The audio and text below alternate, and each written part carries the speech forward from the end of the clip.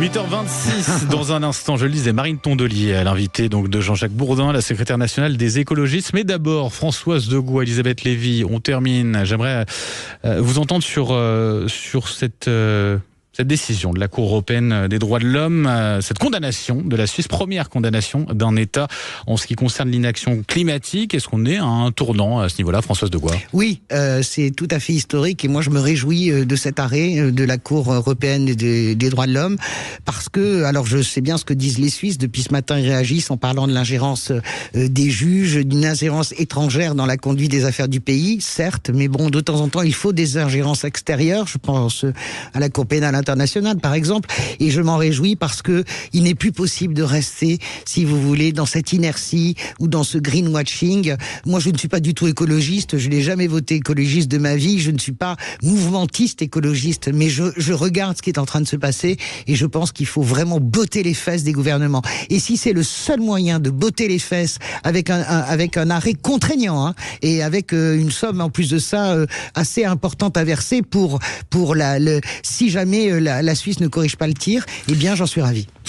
Elisabeth Lévy, alors, est-ce que sur l'inaction climatique, on peut prendre à peu près chaque mot de François on fait l'inverse et dire le contraire, ouais. Et on a à peu près ma position. Je pense au contraire, je pense que si vous voulez, en fait, ce n'est pas au juge, si vous voulez, de sanctionner. On peut sanctionner des fautes pénales, mais pas des fautes politiques. C'est aux électeurs de sanctionner des fautes politiques. Je pense qu'on confond en fait la faute et l'erreur. On a le droit de penser, si vous voulez, que en plus quand moi je connais un peu la Suisse, j'ai quand même pas le sentiment que ce soit le pays le moins écolo du monde.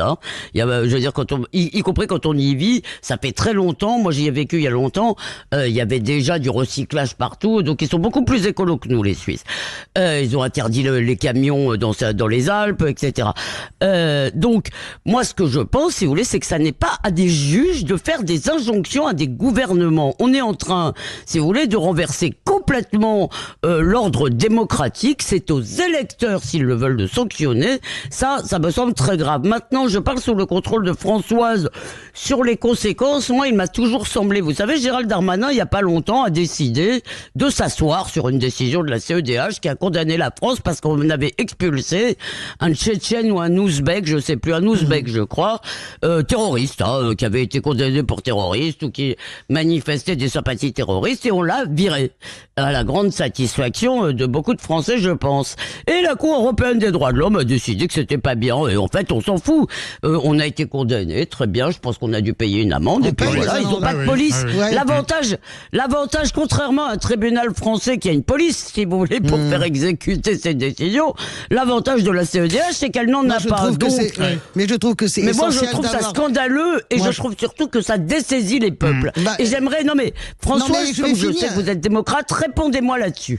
Écoutez, je suis démocrate et j'ai besoin, et en tant que démocrate, quand il y a un si grand dysfonctionnement de la démocratie, vous pouvez pas dire que nous sommes dans une démocratie exemplaire. Je ne dis pas que les choses sont interdites, mais depuis des années, la démocratie française dysfonctionne complètement, plus notre système électoral avec cette élection présidentielle qui est carrément, qui nous étouffe et nous met à l'étouffoir pendant 5 ans. Eh bien, parce que je suis démocrate, je pense qu'il est urgent d'avoir des contre-pouvoirs. Quand les gouvernements ne foutent absolument rien, résistent absolument jamais à tous les lobbies de la Terre. Regardez sur les polluants éternels, Elisabeth, avec la pression du groupe SEB, on a réussi à sortir le téflon qui nous a empoisonné. Nous, c'est cuit avec notre génération. Je peux faire une réponse de 10 secondes, je vois que le temps passe. Je pense, alors je termine en disant que c'est parce que je suis démocrate que je pense qu'il faut des contre-pouvoirs comme la CEDH. Oui, termine, mais elle continue toujours. Mais excusez-moi, je vous donne un autre exemple. Le glyphosate, interdit sous la pression de lobby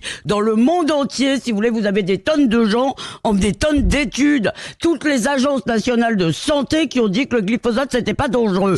Mais en France, il y a, excusez-moi, je vous écoute, écoutez-moi. En France, il y a C'est le seul pays. Non, si vous voulez, on est chez les cinglés. On est sous la pression de lobby écolo qui raconte n'importe quoi. L'exemple du glyphosate est génial. Non, il est parce pas que génial. Toutes les autres agences. Il empoisonne des générations d'agriculteurs. Elisabeth, qu'est-ce que vous dites? Parce que vous êtes scientifique. Vous savez mieux que toutes les agences de santé. Bien sûr, Françoise Degois, contre toutes les agences de santé, elle sait. On vous entend plus. Non, s'il vous plaît, on ne vous entend plus. On aura compris, vous n'êtes pas d'accord sur le sujet, vous avez pu développer vos arguments. Merci à vous deux. Si, effectivement, 8h31 sur Sud Radio. Dans un instant, c'est Jean-Jacques Bourdin que vous retrouvez, son invité politique, Marine Tondelier, secrétaire nationale des écologistes. Bonne journée à tous sur Sud Radio.